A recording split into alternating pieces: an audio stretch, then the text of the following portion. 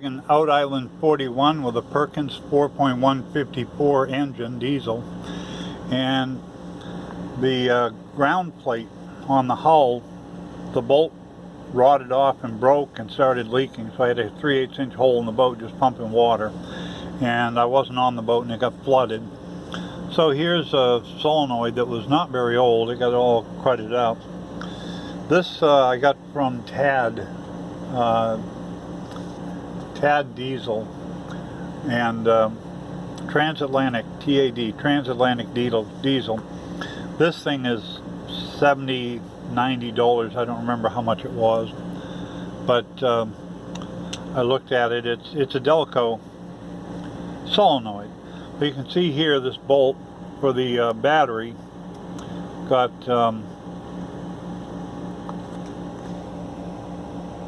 eaten up by the electrolysis, and some water apparently got inside. Now there's a lot of goop in here. I'm guessing they put some kind of a grease in there. That's why it's marine as opposed to a regular car solenoid. This for the starter motor, just to be clear. And so anyway, I decided I was either going to rebuild it or get a new one. But I stopped by a parts store and they had a solenoid. I told them, give me a solenoid for a 67 Camaro 327, and she brought out this. Well, what I noticed when I bought it was somebody had gone in here and twisted off the screw. This is where the battery connects up. If you look at it, the battery cable, a lot of times, will have a little tab on it that goes down in here that keeps it from rotating. So this is where the battery connects up. This is where the strap that comes up out of the starter motor. So this goes to the windings of the starter. This is your start side, and this will connect up to your ignition, your key. When you turn the key, this is what it puts 12 volts to this to energize the relay. And the other one, when the relay is energized, this one says R, so I guess start and relay. But I've already taken the bolts out of this. You only need to take these two bolts, these two nuts off, this one here and this one here, because those are actually connected by wire to the solenoid. The other two here are only mounted to this black plastic housing. So I've taken the screws out already.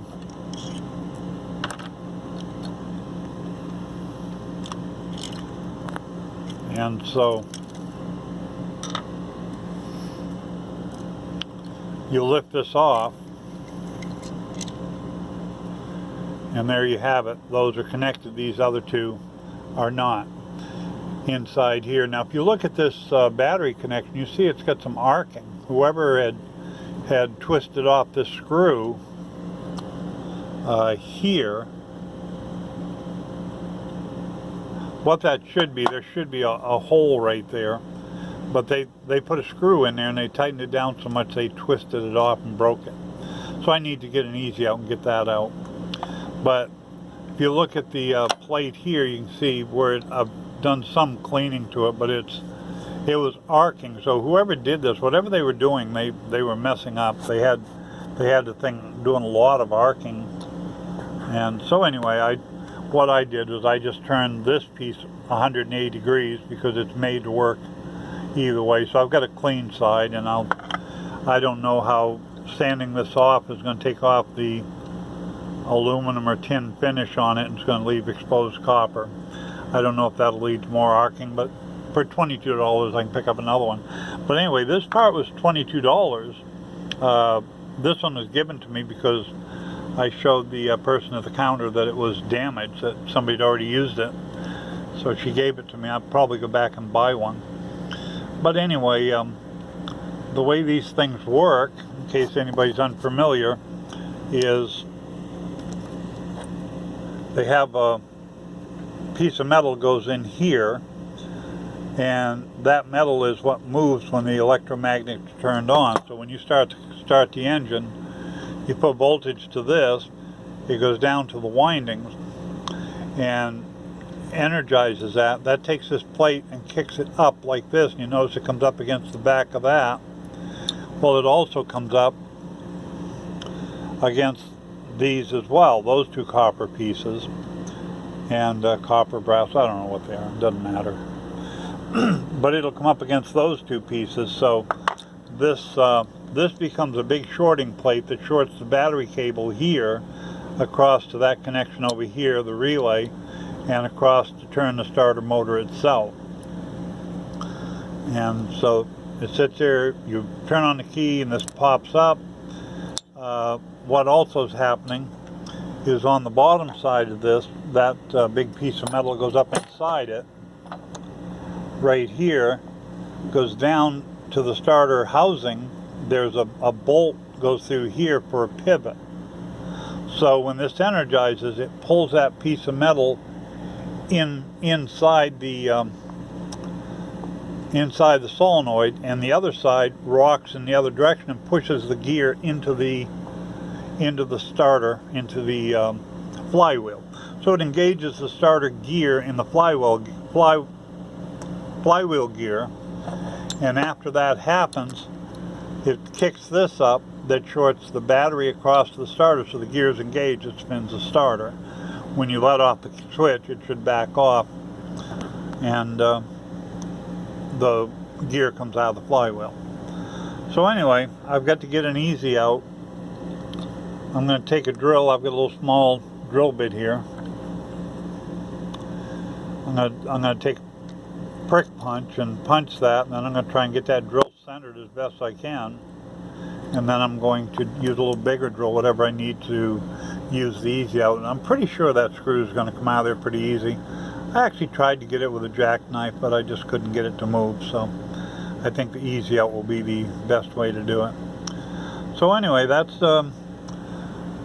that's a starter you get for, I don't remember if the price was $69 or $89, so it's $70 or $90 for the Prekins. But this $22 starter off, let's say, a 67 Camaro 327, it's the same thing. The reason you want to go back to the older is the newer cars are metric, and you don't want to have to mess around with that. If I go to Transatlantic Diesel and order a new starter, because if this thing looks as ugly as this, I imagine the starter looks pretty bad. So I'm at least going to get a backup starter. But unfortunately, Transatlantic Diesel wants to upgrade the starter to a newer style. I don't know if I really want to go with that, because this one, I can spend $22 on starter solenoid. The one they have, they said use, STA6. This is the start. That's the starter I have on the boat, and that's this solenoid I have right here. But they're saying they're now selling this STA7 as a replacement, and you see that solenoid is actually different.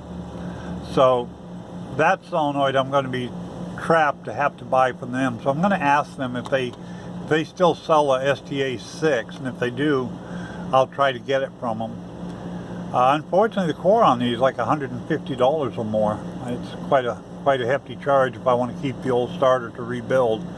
If you're living on a sailboat, you need a backup part. So, I think I might have to eat it. But the starter still works, so I don't really want to turn it in for a core. I can rebuild it. I guess that's it.